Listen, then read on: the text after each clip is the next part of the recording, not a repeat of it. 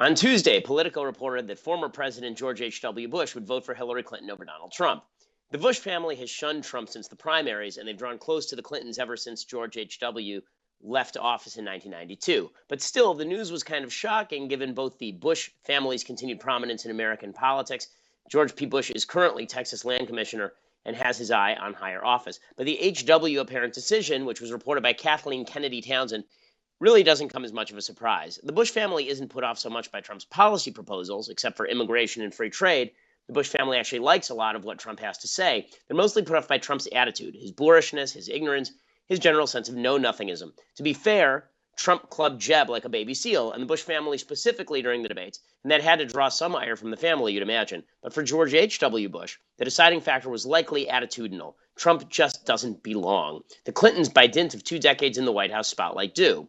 This is one of the objections to Trump that many Trump supporters have a right to be angry about. It's one thing to object to Trump based on policy differences and a general belief he toxifies the conservative message. That's why I oppose Trump. It's another thing to do it because you don't belong, you think he doesn't belong in the Tony company of the upper crust blue bloods. The Bush family feels like American royalty. They appear to see Trump as some sort of nouveau rich blowhard. That feels elitist, not principled. Nobody was surprised the person who reported H.W.'s voting choice was a Kennedy. That's how the Bushes apparently roll. And that feeling of Republican elitism helped drive Trump to new heights in the primaries. Trump wasn't merely a reaction to the neocons or the Republican establishment. He was a reaction to the Bush family in particular, their genteel sensibilities, their family heritage, their general chumminess with the Clintons. Republican primary voters reveled in the Trump-Jeb pile drivers every time Trump would climb up on the third level of the ring and then jump on top of Jeb. They felt great because it felt like Trump was willing to hit people hard, unlike the Bush family. Which means that H.W.'s quasi-endorsement of Hillary Clinton isn't likely to drive a lot of Republican voters away from Trump. In fact, it may do precisely the opposite. It actually may drive Republican voters toward Trump, since H.W. lost the presidency to the Clintons, made friends with them, and now appears to want them back in office. I'm Ben Shapiro. This is The Ben Shapiro Show.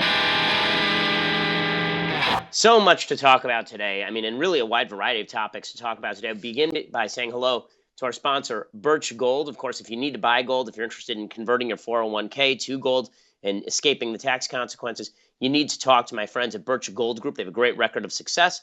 They have an A+ rating with the Better Business Bureau. They're the people that I would trust to invest in precious metals, and I do believe that part of any good portfolio is precious metals. You should talk to them, ask all your questions, and when you call them, they'll send you a 16-page kit revealing how gold and silver can protect your savings. And again, you can legally move your IRA or 401k out of stocks and bonds and into a precious metals IRA, which, given the volatility of the market and the upcoming volatility that I think is going to happen because of President Obama's crappy economic policy, there may be a reason to invest more in precious metals. To get your no-cost, no-obligation kit, you need to call them at Birch Gold Group, 800-496-6663. That's 800-496-6663. Or go to birchgold.com/Ben. That's BIRCH gold.com/Ben. Make sure you add the /Ben because that means they know that I sent you, and that means they continue to advertise and keep the voices in my head, aka all of the people behind the camera, employed. All right, so if you're wondering why I have a curtain behind me, it's not because Trump has finally sent me to the gulag. It's actually because I'm in a Michigan Holiday Inn Express, which means that I'm more of an expert on things than I ever was before. I feel a newfound surge of expertise that is just waving over me. It's really amazing, and I have to thank Holiday Inn Express for that. I'm speaking at a local university in Michigan today. You should show up if you have the opportunity. I believe that it's a Grand Rapids Valley College, and so I'm speaking there today. Tomorrow, if you're around the Yale area, I'm speaking at Yale, and then the following day, I'm speaking at Roanoke College. So I'll be on the road the entire week. Okay, lots to get to. Let's begin with something that Hillary Clinton is just now tweeting about. There's a shooting of a black guy in Tulsa, and his name is Terence Crutcher.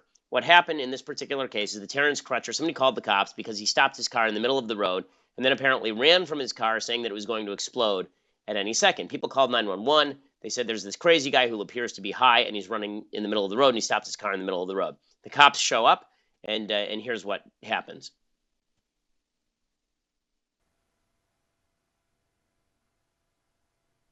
I'm going to hit the recorder.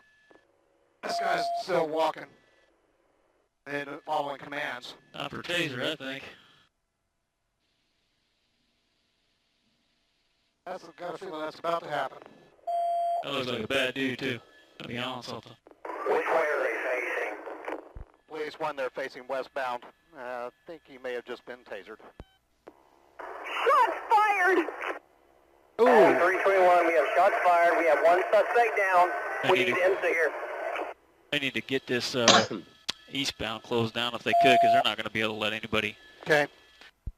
Police 1, we're going to need to get eastbound 36th Street North. Actually, we're just going to need 36th Street North shut down at Lewis, and then probably back off about 3 or 4 blocks to the west of there.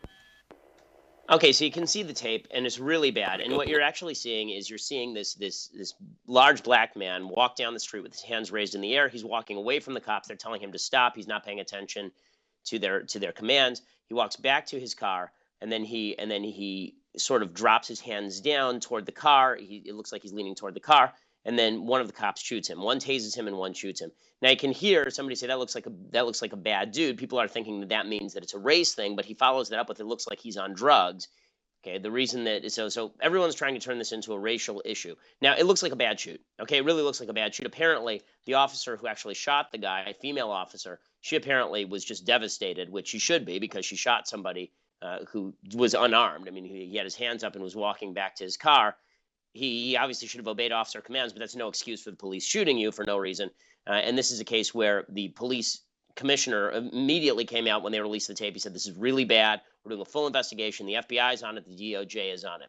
So normally in a situation like this, good-hearted people of all stripes look at this sort of situation and they say, that's a terrible shoot. The full weight of the law should come down on the person who killed somebody here. Right? The full weight of the law should be brought to bear. That's true for black and white and green. It's true for people on the right side of the aisle. It's true for people on the left side of the aisle. And I'm not seeing today a lot of people saying Terence Crutcher deserved to get shot. I really haven't seen it anywhere.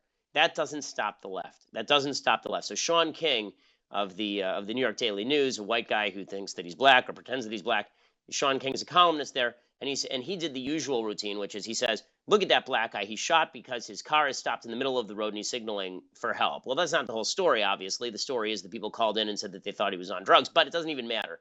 The idea, what he says is the black guy was shot for being in the middle of the road as opposed to Ahmed Rahami, who is the New York City terrorist, and they captured him alive and then they took him away without killing him. And this is a frequent complaint you hear. Dylan Stormroof, the guy who shot up the Charleston church, they took him alive and they didn't end up killing him, whereas Eric Garner ends up dying. Okay, first off, statistically speaking, there have been multiple studies now. There's one from Harvard that came out last July, and it showed that black people are significantly less likely to be shot by the police than white people are likely to be shot by police in the same circumstances. In fact, police officers, are 18.5 times more likely to be shot by a black male than an unarmed black male is to be shot by a police officer. Okay, all of that said, everyone agrees that a bad shoot is a bad shoot, but the left can't deal with that. The left doesn't want to believe that we all agree a bad shoot is a bad shoot. They actually want to believe that there are a bunch of people in the country who are fine with black people getting gunned down for no apparent reason. Hillary Clinton is playing on this today, and it's really disgusting. Hillary Clinton, here's what Hillary Clinton just tweeted. She tweeted, quote, "Another unarmed black man was shot in a police incident. This should be intolerable. We have so much work to do. Hashtag Terence Crutcher." Okay, so there are a bunch of issues with the police here. Number one, this looks like police incompetence, not necessarily racism. Right? There is a difference. It's not like they drove up on the guy. He was black. They immediately shot him because he was a black guy. He wasn't paying attention to their commands. It looks like one of the officers tased him and the other officer panicked and shot him. So is that racism, or is that just the police being bad at their jobs? Once you get into the idea that the police all across the country are racist, I think that you run into a problem, because it's very difficult to actually establish a history of racism. We'll see if this cop who shot him had a history of racism and went to work that day looking to shoot a black guy. I tend to think not. Every time the DOJ investigates this stuff, they tend to find the opposite. They tend to find no evidence of racism at play, but there is tremendous evidence of incompetence. And the same thing is true with regard to this guy bleeding out. So apparently he was shot, and then they stand there for 1 minute not really knowing what to do. And the Tulsa Police Department says, we don't even really have a procedure for this sort of thing since we don't shoot people very often. That's a failure of procedure, but the left will attribute it to racism. They'll say that black people get left to die on the streets. Again, no evidence of that, no statistical evidence of that happening at all. There are police regulations, by the way, with regard to handcuffing people who are wounded. And that's been a complaint of the left. They've said every time a black person gets shot, then the police go and they handcuff them. They're supposed to, because a wounded person could still theoretically do damage to you. But again, the left's drive here is to blame America for anything that goes wrong and blame American racism for anything that goes wrong and suggest that everybody doesn't care about this guy, Terence Crutcher. And that's nonsense. There's no evidence. There's no evidence that people in America don't care about this. We want the officer prosecuted to the fullest extent of the law. We all want that. We all want justice done here. We want a full investigation. If this shoot appears to be as bad as it appears to be, this officer's going to go to jail for a very long time. At the very least, this is manslaughter, clearly, right? It might be second-degree murder. So the fact is that this is a case where the officer will likely end up in prison, and there's a reason she crumbled to her knees after shooting the guy, realizing he was unarmed, and all the officers are on tape comforting her because they realize a bad shoot just happened in all likelihood. But again, the fact is that Hillary Clinton is always race baiting. The left is always race baiting. They put out all these tweets saying this is just more evidence that Colin Kaepernick was right. Colin Kaepernick's argument is not that black people sometimes get shot by the cops wrongly. That's not his argument. We all agree that sometimes black people get shot by the cops wrongly because sometimes white people get shot by the cops wrongly. And in my home city of Los Angeles, there was a case recently where a homeless man was basically beat to death by some cops. He was a white guy, and it didn't receive anywhere near the sort of national attention that Michael Brown received, who's an actual criminal trying to attack a cop. The fact is that police do things that are wrong. Obviously, you give people guns and you put them in harm's way a lot, and bad things are apt to happen, and people make mistakes, and people do stupid things, and yes, people do racist things, and people do terrible things. But Colin Kaepernick's argument is that America celebrates when this happens, and nobody cares. That's Hillary's argument, too. Sean King's argument, that people like me are sitting here saying, God, I'm glad that Terence Crutcher got shot. What absolute nonsense. What absolute nonsense. Leftists insist that every individual injustice is, in fact, a reflection of deep-seated, deep-rooted American racism and evil. And that in and of itself is evil because there is no evidence that that is true whatsoever. In fact, all the evidence is to the contrary. Again, everybody who I see in my own timeline, and a lot of the people in my timeline on Twitter are right-wingers. I would say 90% of the people who I follow are on the right side of the aisle. I haven't seen one person, not one, say Terence Crutcher deserved to be shot. Glad it happened. Haven't seen one of them. But if you listen to Colin Kaepernick, the idea is that Americans across the country are rallying in the streets today in support of this cop celebrating the death of Terence Crutcher. And this is the problem. If we can't agree that we all believe good things in terms of having good personal feelings for innocent people who are shot, then there's no country anymore. There really is no country. If you can't agree that I have good motivations when I mourn for somebody like Terence Crutcher, when I say that's awful what just happened to Terence Crutcher, full extent of the law should be brought. If you suggest I'm a racist anyway, then it's obvious you don't want a country where we all get along and where we're all able to come together. If we can't come together around cases like Terence Crutcher, we can't come together around anything. Now, what the left likes to do is pretend that cases like Michael Brown are exactly the same as cases like Terence Crutcher. What the left likes to do is take cases that are, at best, under investigation, things like Alton Sterling, and turn them into the Terence Crutcher case. They like to take all of these cases and lump them into one giant basket and then say that they're all the same. And if you disagree with the left on Michael Brown, that means that you don't care about Terence Crutcher. That's sheer nonsense. It's absolute horsepucky, and it's a problem. It really is a problem. So, okay. Let's move on. The next thing I want to talk about today is the continued fallout from the New York City bombing. And there is continued fallout today from the New York City bombing. So we now know that the bombing suspect, we know more about the bombing suspect, Ahmed Rahami, who appears to be, they say, acting alone. But his wife and his mommy both left the country 3 days ago. So they knew something was up. And meanwhile, we have a report now from the New York Times that all the way back in 2014, there was actually a report by Ahmed's daddy that he was a terrorist. So apparently he tried to stab his brother, and that's when Dad called the cops, and Dad said he's a terrorist, and the FBI looked into it, and they said, oh, no big deal here, nothing to see here. By the way, he traveled to Afghanistan. Now, I don't want to put too fine a point on it. When's the last time you traveled to Afghanistan? When's the last time you were in Afghanistan? Like, really? You know how many people go to Afghanistan as tourists? Like, not journalists, not aid workers, actual tourists. Who picks up and decides, you know what, today I need to go to the most romantic spot on earth, Kandahar. I just need to be there. I need to be there in the middle of Taliban-occupied territory in the northern part of Afghanistan, right on that Afghani-Pakistani border. That's where I want to be. This guy, Ahmad Rahami, he was making repeat trips over to Pakistan into the most Taliban-infested area over there, and then he was traveling to Afghanistan.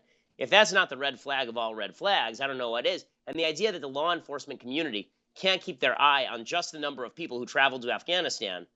If you traveled to Afghanistan and you're not going there as a journalist or an aid worker, we should be keeping an eye on you.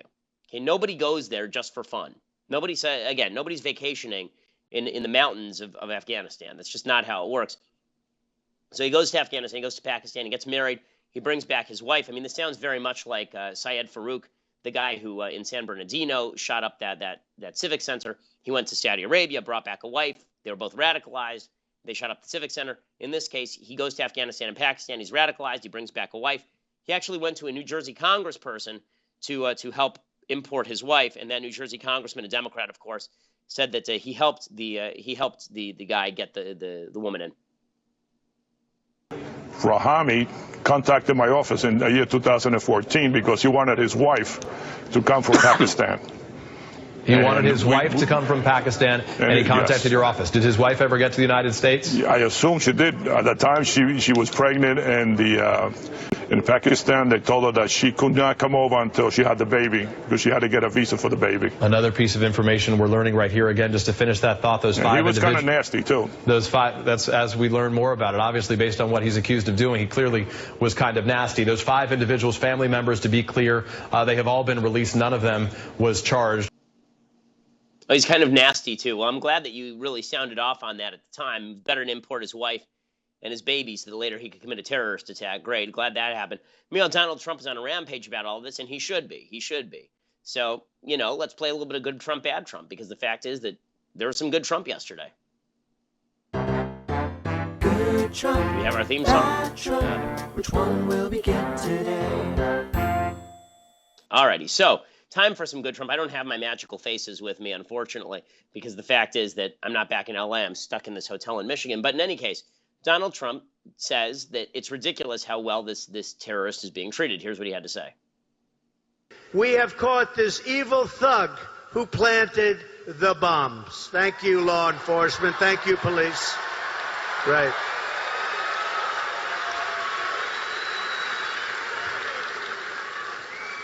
But the bad part, now we will give him amazing hospitalization. He will be taken care of by some of the best doctors in the world. He will be given a fully modern and updated hospital room. And he'll probably even have room service, knowing the way our country is.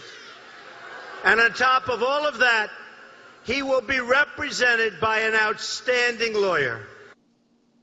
Okay, so, this is sort of an unfair hit. This guy's actually an American citizen. He's a naturalized American citizen, which means that you have to give him all the things an American citizen would get. But the underlying message, what Trump is saying, is that we treat terrorist suspects too lightly. And that, of course, is totally true. Okay, we have to take a break quickly for U.S. Tax Shield. So our friends at U.S. Tax Shield, if you're in trouble with the IRS, if you haven't paid your back taxes, if you're somebody who's gotten in arrears with the government, or if you've just been targeted by the IRS and you need to talk to folks to help you get out of that hole, you need to call my friends over at U.S. Tax Shield. Their number is 800-542-2226. They have an A+ rating with the Better Business Bureau, and they specialize in helping people like you. They'll get on the line with you and the IRS. They will give you an actual bottom line estimate that will not change over time after they get on the line with the IRS and figure out how much you actually owe to the IRS. They have a Fresh Start program that allows them to renegotiate your debt with the IRS and settle it in a short period of time. Call them right now, U.S. Tax Shield, 1-800-542-2226, or you can visit them at ustaxshield.com/Ben to find out what resolution programs you qualify for and see how much you can save on your tax debt. Again, the number is 800-542-2226, ustaxshield.com/Ben. Of course, always use the /Ben so that they know that we sent you. Okay, so Donald Trump, that wasn't the only thing that Donald Trump said or did. Donald Trump's son has gotten himself in significantly hot water for tweeting this. We have a picture of this tweet, the Skittles tweet. Let's see, here it is. So it says, if I had a bowl of Skittles and I told you just 3 would kill you, would you take a handful? That's our Syrian refugee problem. Then it's a picture of a bowl of Skittles. And everybody on the left loses their mind over this graphic. They all go absolutely nuts over this graphic. How could he compare Syrian refugees to Skittles? I agree. Skittles are delicious and sugary treats. Syrian refugees, I assume, are not delicious. I don't eat them. But in any case, everybody goes nuts over this. How could he possibly make the Skittles analogy? I have to say, I don't really understand what's so horrible about the Skittles analogy. If the idea is that it's possible to determine which Skittles are poisoned, then we don't have a problem, do we? But if we can't determine which Skittles are poisoned, then perhaps we ought to think about how our immigration system works, especially given the fact that, again, the Rahami family, his father was an immigrant. The Farouk family, I believe the father was an immigrant. The Tsarnaev brothers immigrated as children and teenagers, and the mom was radicalized.